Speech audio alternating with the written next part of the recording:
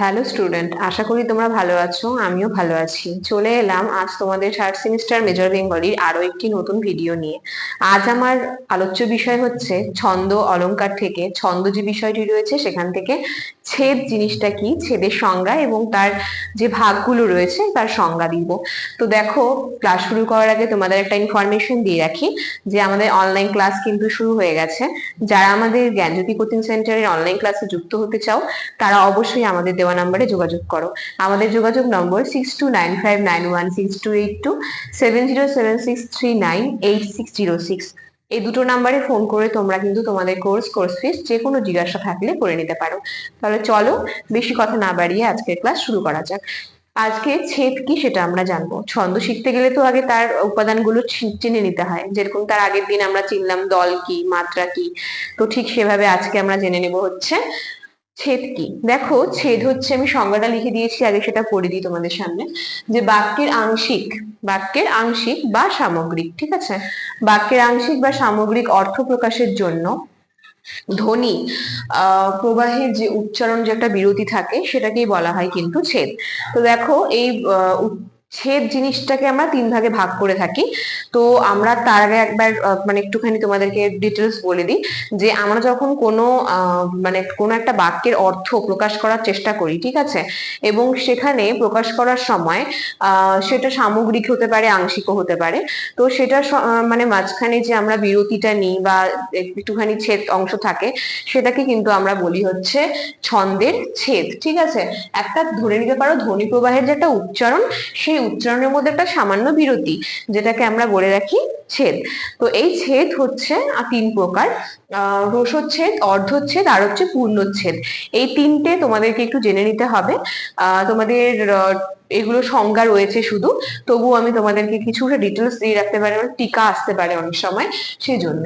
তো ছেদ হচ্ছে তিন প্রকার: রসচ্ছেদ, আমাদের অর্ধচ্ছেদ এবং পূর্ণচ্ছেদ। তোমরা বেশিরভাগই ছাত্রছাত্রীরা সবাই জানো যে কমা যেটা আমরা ইউজ করি সেটাকে বলা হয় হচ্ছে রসচ্ছেদ। দেখো, আমি কমাটাই দিয়ে দিয়েছি।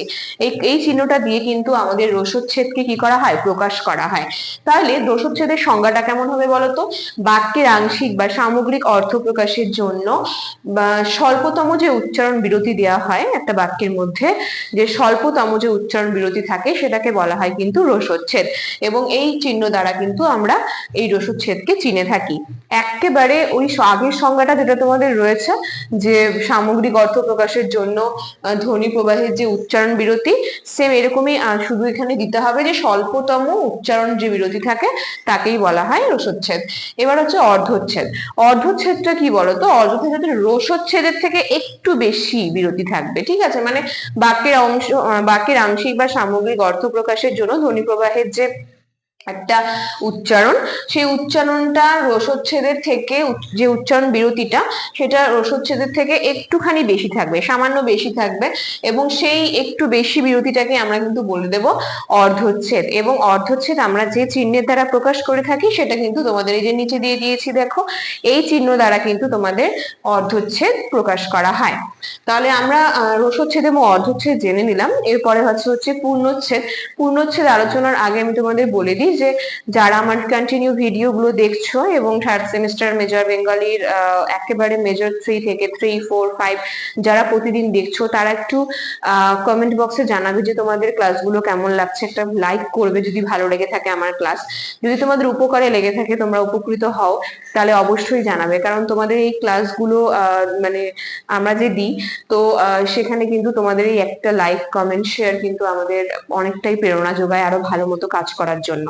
তো তোমরা ক্লাসগুলো দেখবে, এবং যারা আমাদের সাথে অলরেডি যুক্ত আছো, হয়ে গেছো, অনেকদিন ধরে অনলাইন ক্লাস করছো, তাদেরকেও বলবো যদি কোনো সময় কোনো ক্লাস এরকম হয় যে দেখোনি, অবশ্যই দেখে নেবে। আর সাপ্তাহিক ক্লাসে তো আমি সম্পূর্ণ আলোচনা করছি তোমাদের, সপ্তাহে যেটা দুদিন করে নিচ্ছি, সেটা নিয়ে কোনো চিন্তা করতে হবে না।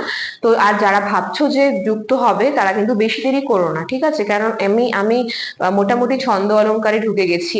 আগের মেজর 3, 4 কমপ্লিট হয়ে গেছে আলোচনা পুরোপুরি ভাবে, কিন্তু আমাদের ভিডিওগুলো রয়েছে, লিংক রয়েছে, সেই লিংকে গিয়ে কিন্তু তোমরা সমস্ত ভিডিও যেগুলো যেগুলো রয়েছে, অফিসিয়াল যে চ্যানেলটি রয়েছে সেখানে কিন্তু সাবস্ক্রাইব করে রাখবে সেটা, কারণ সবার আগে নোটিফিকেশন তোমাদের কাছে পৌঁছানোর জন্য। তাহলে চলো আজকে জেনে নিই যে লাস্ট যেটা আছে পূর্ণচ্ছেদ, ছেদের একেবারে শেষের অংশ। পূর্ণচ্ছেদ দেখো কি, যখন কোনো বাক্যের আংশিক বা সামগ্রিক অর্থ প্রকাশ করার জন্য আমরা যে উচ্চারণ বিরতিটা নিই ধ্বনি প্রবাহের মাঝে, তো সেখানে এটা মাঝে হবে না, এটা একেবারে শেষের দিকে হবে। ধরো একটা বাক্য আমি শেষ করছি, শেষে আমি যে দাড়িটা ব্যবহার করছি লাস্টে, এন্ডিং যেটা হয় আমার বাক্যের, তো সেখানে কিন্তু এই পরিপূর্ণ বিরতি বলা হয় সেটাকে, ঠিক আছে? সেটা কিন্তু রসচ্ছেদও নয় এবং রসচ্ছেদের থেকে বেশিও নয়, এটা একেবারে বাক্যের শেষ যে রয়েছে সেটাকে আমরা বলবো পরিপূর্ণ বিরতি, অর্থাৎ আমার বাক্যটা শেষ। তো এটাকে বলবো হচ্ছে পূর্ণচ্ছেদ, অর্থাৎ আমার বাক্যটা পূর্ণ হয়ে গেছে। আর পূর্ণচ্ছেদ তোমরা সবাই জানো যে আমরা লেখা শেষে দাড়ি ব্যবহার করি, এটাকেই বলা হয় পূর্ণচ্ছেদ। তাহলে দেখো আজ আমি তোমাদের সামনে আলোচনা করলাম ছন্দ থেকে ছেদ অংশটি। এর পরের দিন আবার ছন্দ থেকেই তোমাদের আরো একটি নতুন বিষয় নিয়ে আলোচনা করব। আজকে আমার ভিডিও এত পর্যন্তই, পরের নেক্সট ক্লাসে দেখা হচ্ছে নতুন একটি ভিডিও নিয়ে। ততক্ষণ পর্যন্ত সুস্থ থাকো, ভালো থাকো, আর আমাদের চ্যানেলকে ভালোবেসে আমাদের সাথে থাকো। ধন্যবাদ।